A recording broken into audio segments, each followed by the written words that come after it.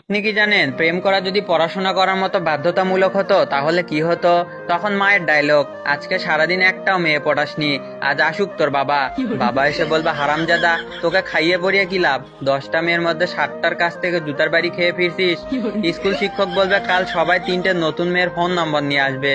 Private teacher বলবে, কাল সারা রাত চুমকির সাথে প্রেম করতে বলেছিলাম, করেছো? হেডমাস্টার বলবে, তোমরা সবাই মন দিয়ে লাইন মারবে, কোনো অসুবিধা হলে আমায় জানাবে। সর্বশেষে ছোট বাচ্চারা বলবে, মা আজ প্রেম করতে যাব না।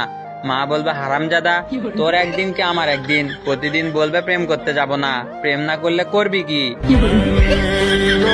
তুই কি জানিস কোন তাল গাছে ধরে না? কোন তাল? হরতাল।